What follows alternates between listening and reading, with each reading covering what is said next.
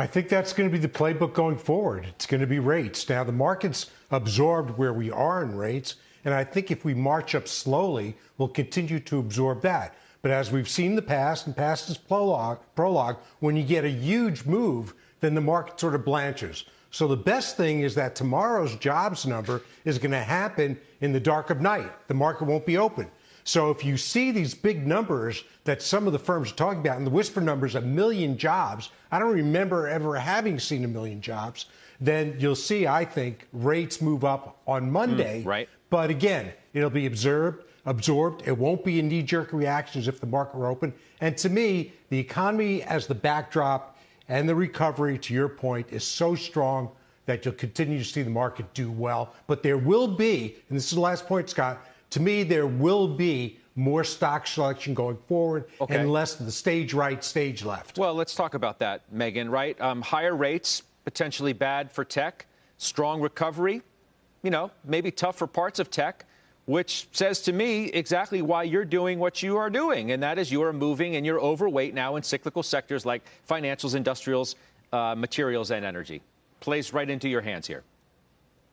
Absolutely. Yeah, we are very optimistic on the economic outlook over the next 12 months. We see the likelihood of the economy actually surprising to the upside as pretty good. Consensus estimates are for 6 to 6.5% GDP this year. We could see as high as 9. So I think when you have that environment, the risk is to the upside on rates. And our expectation for the 10-year yield is north of 2%. Which in that type of an environment, a 10-year moving to 2 to 2.25, value beats growth about 75% of the time. So we've rotated further into cyclicals, further into value equities. I don't think the magnitude of the outperformance will be what it was over the past couple of months, but we do think it's an environment conducive for financials, industrials, and even parts of the technology sector that are starting to look cheap. Yeah.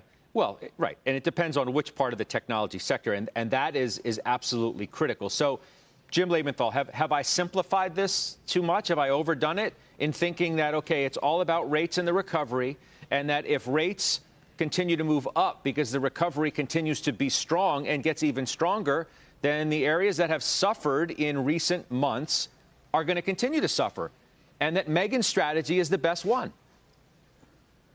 So I don't mind you simplifying it at all.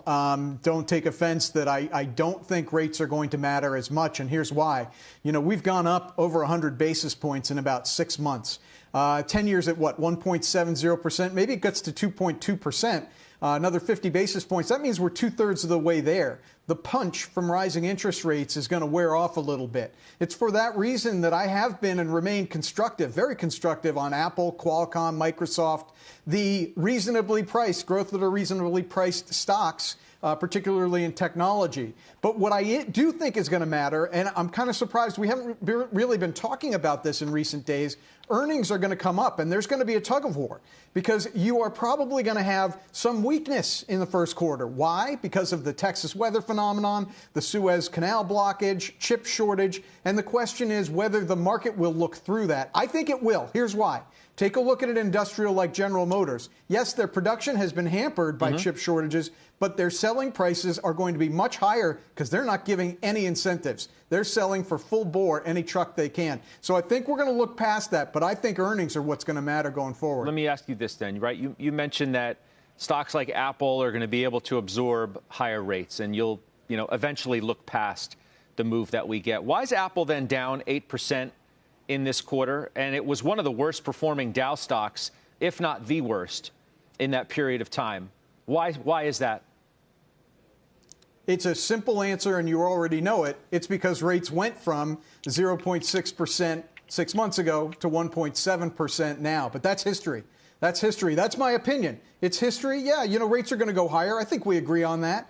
I think Apple's earnings are going to shine through, and at the same constant multiple, you're going to see a rise in share price from where we are right now.